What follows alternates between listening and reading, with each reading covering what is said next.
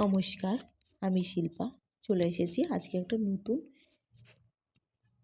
Recipe বললে বলতে পারো, কিংবা আজকে একটা নতুন পদ্ধতিতে একটা খাবার নিয়ে চলে এসেছি। তো চলো, জানি না তোমরা অনেকেই জানো এটা।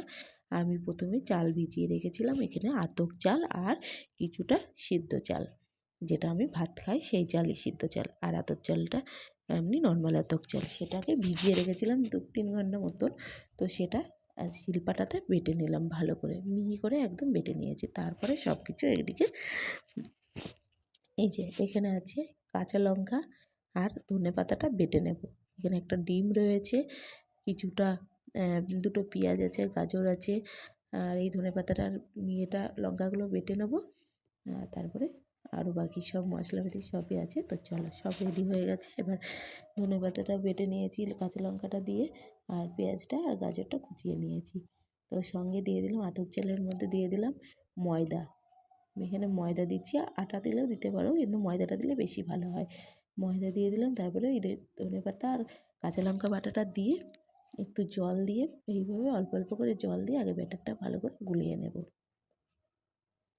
এই যে ব্যাটারটা বেশ মোটামুটিভাবে এক প্রকার গুলিয়ে নিয়েছি। তারপরে এর মধ্যে এই সবজিটা দিয়ে দিলাম, সবজিটার সঙ্গে আর পেঁয়াজ কুচিটা আর গাজরটা দিয়ে দিলাম। তার সঙ্গে একটু ভাজা মশলা, এটা জিরে গুঁড়ো ভাজা আছে, ভাজা মশলা সঙ্গে দিয়ে দিয়েছি একটু বেকিং পাউডার আর বেকিং সোডা, অল্প অল্প সামান্য সামান্য পরিমাণ মতো লবণ।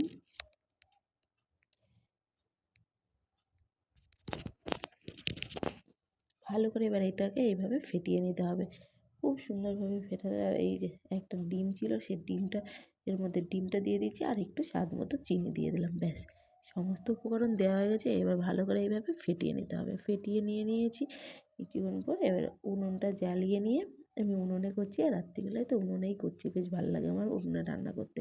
আমার উনুনে রান্না করতে খুব ভালো লাগে।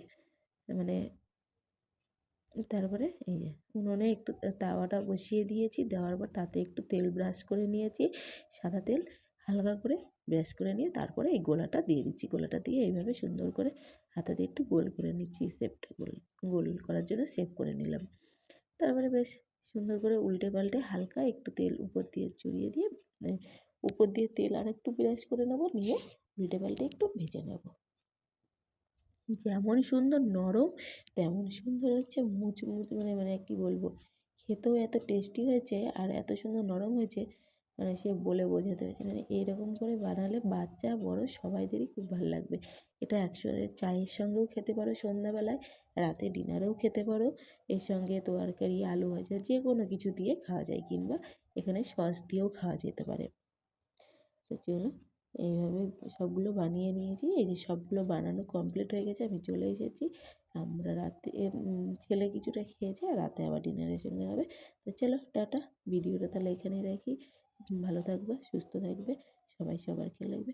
আর ভালো লাগলে ভিডিওটা লাইক কমেন্ট শেয়ার করে দেবে প্লিজ। তোমাদের কাছে অনুরোধ করছি, তোমরা লাইক কমেন্ট করো। আর এত সুন্দর নরম হয়েছে, এখন তোমরা বানিয়ে নিও। টাটা, বাই, শুভরাত্রি।